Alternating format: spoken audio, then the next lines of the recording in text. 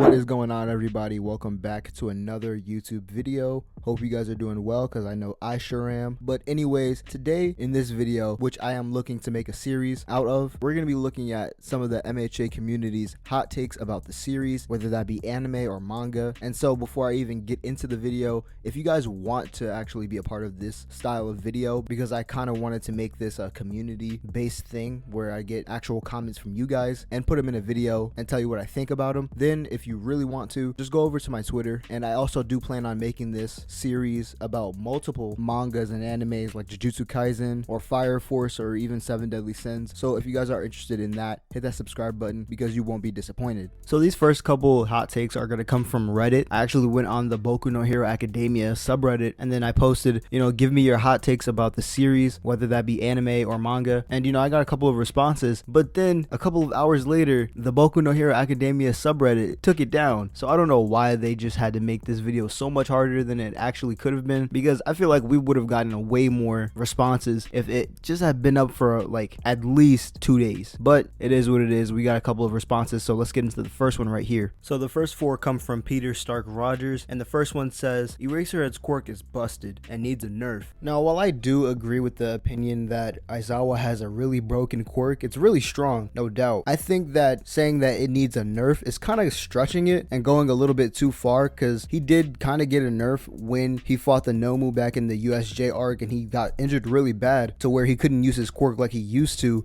coming off of those injuries that he suffered from Nomu. But for the way Aizawa works and the way he, goes about his hero job, his quirk is pretty much perfect, honestly. He's a stealth type hero with a stealth like quirk that's pretty much useful for any other superhero, and it's honestly one that I want, or I would want if I were in the world of My Hero Academia. Let's just theorize for a second. Then Aizawa's quirk is pretty much ideal. The only thing is that you have to carry a lot of eye drops with you, because Aizawa's eyes get irritated a lot, and when he's using them they get dry. So yeah, no, I don't think that it's cause for a nerf. Now, if Aizawa were to have an additional quirk that, I don't know, let's say lubricated his eyes every time he used his quirk, then that's pretty busted. I mean, come on. He doesn't need to close his eye, at least at that point. So I'll end this first take off with this. Imagine if Aizawa were to have a quirk awakening. That would be pretty busted. Just think about it. Alright, so the next take that this guy had was that Mount Lady is the best written female character in the series. Now, as of 316, I do not think that this is true, because, even before 316, whenever Lady Nagant was first introduced, I think she's probably the best written character. Her or All Might's master, Miss Nana Shimura. Now, I'd even go as far as to say MOMO is a better written character than Mount Lady. I mean, think about it. Mount Lady's lazy. She always expects people to do things for her, even though she is a pro hero and she does get things done. Like, for example, when she was a big help during the war arc just recently, and as well, she also played a bigger role in helping catch all the Nomus and round them up when she was with Best Jeanist and Gang Orca. But yeah, no, for sure, a little bit of a stretch, to be honest with you, in my opinion. So yeah, on to the next one. So the third one he says is Endeavor and Bakugou are great characters, especially because they don't have tragic sob stories, which would otherwise soften and thus cheapen their mistake. Now, I really wish Boku no Hero Academia, the subreddit, wouldn't have took down my post, because I really would have had a conversation with him about this hot take in particular, just to find out what he meant by that last part. Now, Bakugou and Endeavor, I agree that they're really cool characters. Bakugou is my favorite character in the series, and I like Endeavor sometimes too. But to say that Endeavor especially doesn't have a tragic story is kind of wrong in my opinion, because I feel like for a while now, a lot of people in the community, ever since they found out what happened between him and his sons, and it was children in general, and especially what happened with Toya and how guilty he feels for it, people have been wanting him to rue the day that he ever put his hands on his wife or his kids. And when you look at it from, let's say, somebody who doesn't really watch anime or manga, and you explain the situation to them, it's a really sad situation. Now, I wouldn't say that this is a sob story per se. It's still a really sad situation though. And the thing is with Bakugou, he's always been the bully to Deku and just a bully in general, I guess. So I don't really think that he has a sob story, and I do agree with you on that. But when you say that it would cheapen their mistakes if they did have a sob story, maybe you mean that whenever they do make a mistake, they would just blame it on the fact that they had such a traumatic past or something like that. To which I agree. I agree that whenever that trope is played out too many times in a series, then it starts to get old. And so the final take Peter had was that AFO's obsession with his brother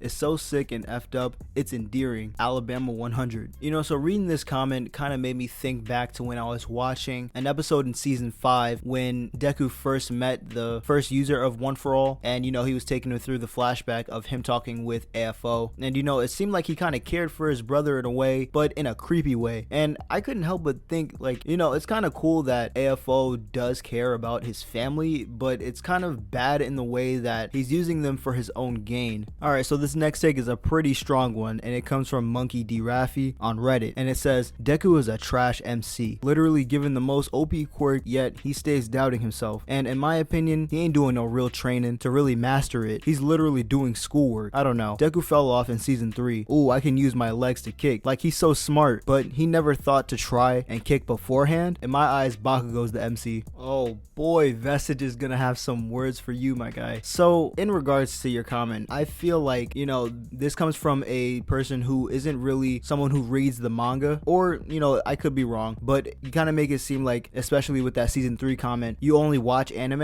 and you know, that's fine. But if you follow the progression of Deku throughout the manga and where he is right now, from where he started, let's say all the way last year, I think that Deku has definitely progressed and has earned a lot of people's favor, because I remember back, like, maybe in the first season, in the first couple of chapters of My Hero Academia, people used to think that Deku cried a lot, including me. I really didn't like Deku for that much, and for a great length of time, I thought that he was just a crybaby, you know, which kind of led me towards looking at other characters in the series as a better character, for example, Bakugo. But you know, as I watch other animes and I look at the shonen protagonists, you know, I realize that not only the characters around the MC have a lot of emotion, the MC himself or herself are really supposed to have a lot of emotion themselves. And you know, I did think it was kind of weird when Deku kind of figured out that he could kick with his quirk too, because it just kind of makes sense. And as smart as Deku is, I don't know why he didn't think of it beforehand, but you know, it is what it is. But don't get it twisted, it's Bakugo gang all day. Alright, so for the last take coming from Reddit, we have you_wizard, and she says, Yaoyorozu Momo has a way more interesting quirk than Deku. I'd almost prefer to watch an anime about her instead. She's a living philosopher's stone. My dream is to see her teamed up with Hatsume for a mid-battle rapid prototyping. As an engineer with a background in material science, it kind of bums me out that the mangaka himself doesn't understand what Yaoyorozu's power is capable of and its potential for interesting growth, so she sometimes acts like an idiot despite supposedly being the smartest character. Wow. So this one, to be honest with you, was the most shocking when I read it. So you start off by saying Momo Yaoyorozu has a way more interesting quirk than Deku. Now, for those who don't know, Momo Yaoyorozu's quirk is creation. She can create anything using the lipids in her body as long as she knows the molecular structure of whatever she's making. So, I mean, yeah, it's an interesting quirk, but not more interesting than having multiple different quirks inside you. Pause. But when you look at both of the quirks side by side, you have Deku's Black Whip, Fajin, Smokescreen, Float, and Danger Sense, all used in conjunction, would absolutely destroy Yaoyorozu. Now, I do agree that Yaoyorozu, her idiocy has been shown many times, and it's just like, when the answer is so obvious, she does not know what to do. Like, she's not battle ready at all. Now, granted, she has been kind of working through this problem, and we kind of see that with her fight with Class 1B, but she was kind of getting dogged by Kendo low-key. Like, you can't even lie. Like, when you go back and watch it, yeah, she's putting up a defense and everything, but let's say she's going up against a villain that's trying to kill her, because granted, Kendo's another student, she's not trying to kill Yaoyorozu, she's just trying to beat her. But if you're going up against someone who's trying to kill you, she's not going to be battle ready. She's going to be looking like she did when she was up against Aizawa, looking all confused and dazed and needing someone to guide her. Now, you might be able to tell that I have an issue or a gripe with Yaoyorozu already, and that's because I kind of do. I don't really like seeing her that much. She's drawn well, I guess. I mean, that's pretty much the only thing I can say good about her. I don't know, it's just always kind of bugged me that her and Todoroki were the only students admitted into UA through recommendation, and I know that, you know, on Todoroki's side, it was because of his dad and everything like that, and maybe it was because of Yaoyorozu's wealth that she was admitted, but that absolutely has nothing to do with hero work or how good of a hero that you would actually be, or even how good of a student you might be. Maybe. I just feel like until she figures out what to do with herself, until she figures out how to break through those mental barriers, and until she proves herself worthy of being recommended into UA and not having to go through the test like everybody else had to, then she's kind of worthless to me. Alright, so next up we got my guy Hero Thinker. He's another amazing YouTuber who does anime content, and so I hit him up on Instagram like yesterday and I asked him if he wanted to be a part of this video, and he gave me 3 really interesting takes. So let's go ahead and get into the first one. So the first one is that Endeavor is a great person, not flawless, but someone who confronts his shortcomings head on and accepts the repercussions. Now I think this is a really interesting take because not only do we all know what happened with Endeavor and his family, but we all see how guilty he feels because of it. Now, whether or not this makes him a good person is up to the reader, but in my personal opinion, I really do think that Endeavor is good at heart. I mean, he's had a change in heart, and now with all the repercussions that he's facing, he's taking them like a man. He's not running away from them. He knows that he's, you know, messed up, and he's trying to reconcile with his family. He's trying to reconcile with his wife, and you know, in the future, and maybe I don't know what's going to happen with Toya and that whole situation. Maybe, you know, Shoto defeats him and, you know, they kind of reconcile like that, or maybe he gets killed and Endeavor never really gets to say sorry, or actually, you know, maybe Toya ends up killing Endeavor and then that leads Shoto to battle his brother. But either way, I think when it comes down to it, if Endeavor had the chance to say that he's sorry and try to reconcile with Toya, then that's the decision that he would make, judging by based on what we have so far.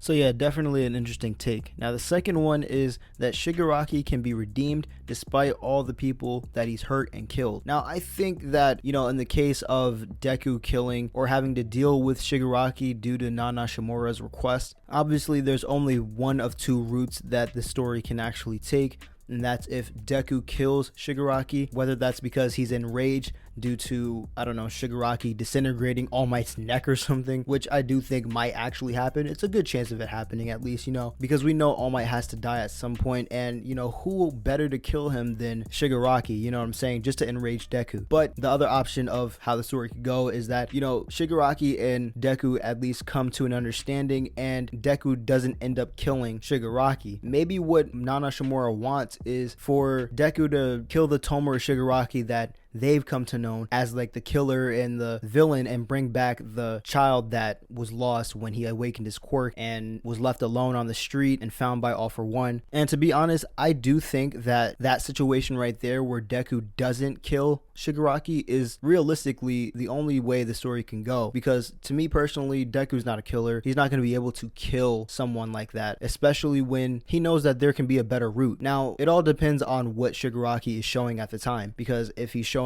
that he's not going to be stopped and the only choice is to get killed, then Deku is going to have to do what he's got to do. But knowing how much Deku thinks and mutters, he's probably going to end up thinking that there's other ways to save Shigaraki, and thus lead to his redemption, I guess, because it all really comes down to, after that whole situation, it all comes down to, can Shigaraki really be redeemed? Has he gone off the deep end? You know, maybe if they do capture him, he's still kind of psychotic, you know, and still ready to disintegrate anybody's head at a moment's notice. So now this third and final one is probably my favorite out of the whole 3 that Hero Thinker sent me, and it says, quirks do more harm than good. I think that they're a source of inequality in hero society and will eventually disappear. Now I do 100% agree with this. It's kind of like you're either uplifted as a hero from birth based on your quirk, or condemned as a villain from birth based on your quirk. Take for example Shinzo. People throughout his entire life have been looking at him as a villain because of his quirk, or somebody who could become a villain, because it would be so easy for him to brainwash somebody, even though he wanted to become a hero and is on that track. It's kind of like how here in the real world you have people who are either born into poverty or born into rich families, or somewhere in between. The only difference is that in the MHA world, you're kind of stuck with your quirk unless your quirk is to somehow change your quirk or change the properties of your quirk. But here in the real world, anybody kind of really has the ability to become rich, and anybody has the ability to become poor. Whenever you're born with similar circumstances, let's say a similar quirk to somebody who is your friend, you start start to compare yourselves to each other because, I mean, let's face it, as humans, that's what we do. We compare ourselves on a daily basis. And when you compare your quirks, or when you compare, let's say for the real world, your standards of living, if you and your friend are both middle class, then, you know, there's nothing really to worry about. But if you are the only poor one of your other peers who are, let's say, upper middle class or just downright rich, you're definitely going to start feeling insecure. It's the same thing with quirks. So not only do quirks harm the physical world, they also harm you emotionally and internally. Because, I mean, when you really think about it, they're just something else to compare. So with that being said, guys, I hope you did enjoy. Remember to leave a like on the video if you did. Hit that subscribe button if you do want more content similar to this. And with that being said, I'll see you guys in the next one. Peace.